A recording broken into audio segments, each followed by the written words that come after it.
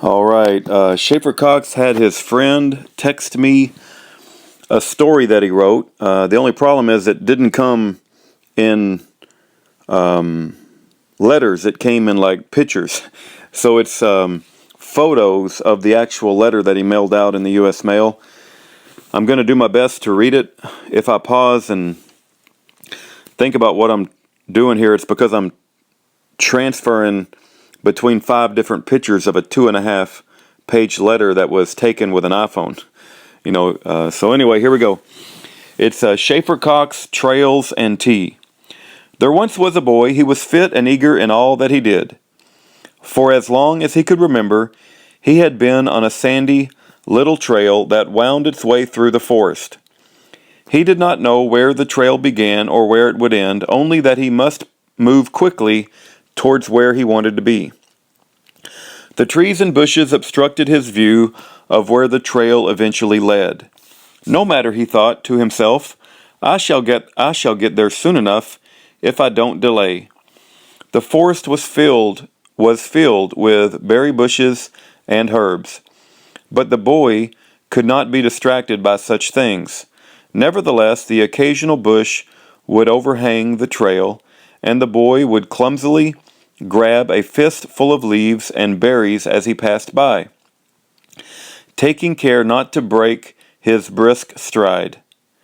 He discarded the leaves and tossed the tart little berries in his mouth.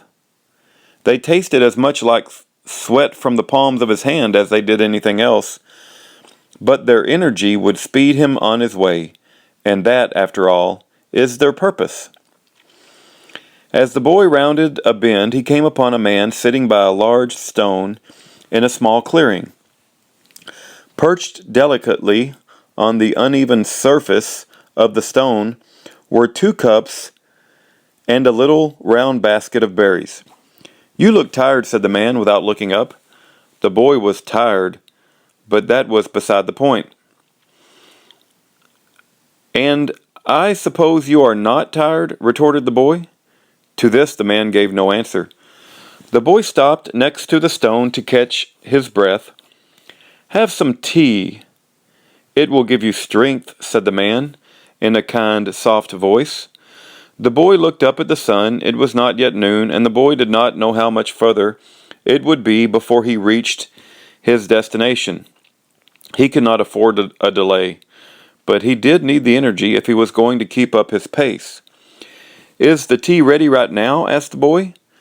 The tea has been ready all along, answered the man, as he handed. Okay, I'm going to go to the second photo.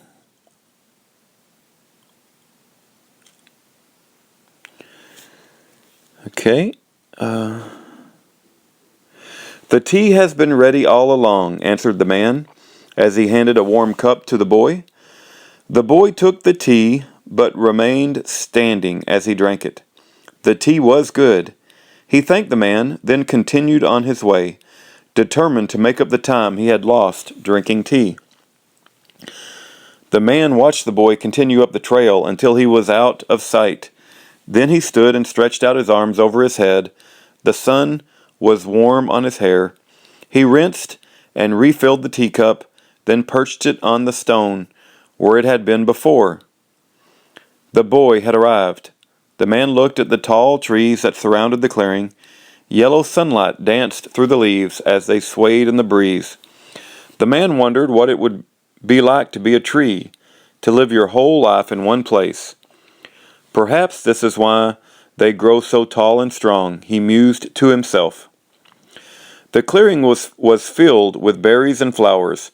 The man knelt down over a patch of strawberries, so red and vibrant that he hesitated to disturb them. Honeybees hopped from one little white flower to... Okay, I'm going to jump to the next picture.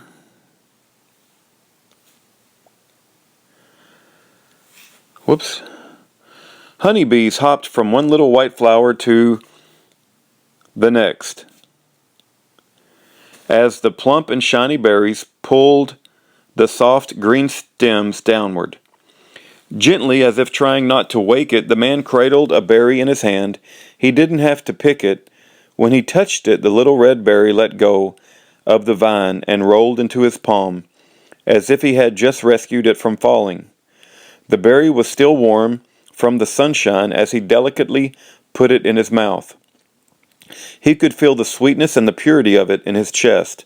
The man ate berries until he was satisfied, but no more. Then he returned to the stone where he sat contentedly. The sun sank below the trees, and dusk was approaching when the man spied an old man descending the trail. It was nearly dark by the time the old man reached the stone. "Please sit with me for some tea," said the man to the old traveler, who sat down with a smile and a groan. "From where have you come?" asked the man as he handed a steaming cup of tea to his visitor. The old man's face was weathered, and he furrowed his brow as he answered, "I have come from a long, long journey on this very trail, but I don't know exactly where I came from, or where my journey even began, for that matter."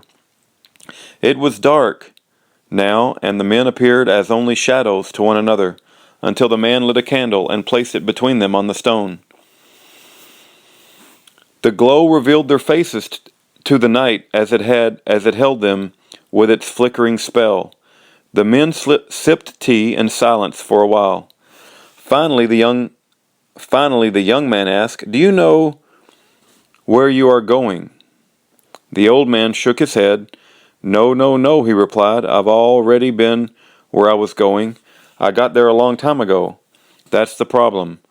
I don't know why I went there in the first place. It was so long ago, you see." "I see," said the young man as he continued to sip his tea. "Now I'm trying to get back to where I began. I don't know where that place is, but I'm sure I'll remember it when I see it.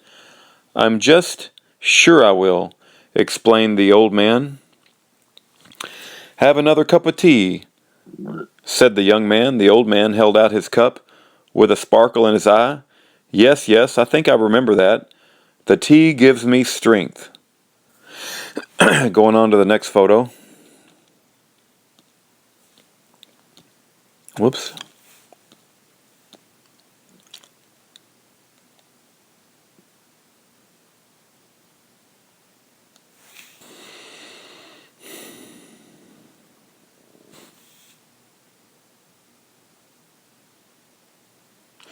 "The tea gives me strength," he mumbled in a thoughtful tone.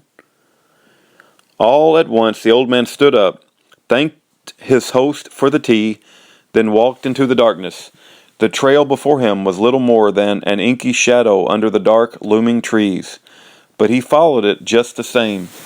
He felt that he was getting close to something, though he did not know what. The stars above the tree tops were magnificent, but he could not be bothered by them now. He walked as fast as his tired old legs could carry him. The night became silent, deathly silent. The old man looked over his shoulder and glimpsed a tall, slender man following him on the trail. The elegant figure moved steadily through the darkness. This frightened the old man, and he began to run. But each time he would look back, the pursuer was closer than before. The shadowy creature would soon overtake the old man. Fearing the worst, the old man broke off the trail and climbed an old oak tree. Higher and higher he went until the trunk, that at the base was enormous, was now small enough that he wrapped both arms around it and clung to its rough, earthy ripples. The stars spread out infinitely in all directions as the old man looked up into the dome of the night sky he was now trapped against. The breeze slipped through his hair and caressed his face as he looked down and saw the elegant shadow man was at the base of the tree. The old man closed his eyes and held perfectly still. The sound of his pounding heart echoed in his ears. He wanted only to be overlooked, for this unwelcome caller to pass him by. But such would not be the case. The old man flinched as he felt a cold hand wrap around his neck. It did not choke him as he had feared.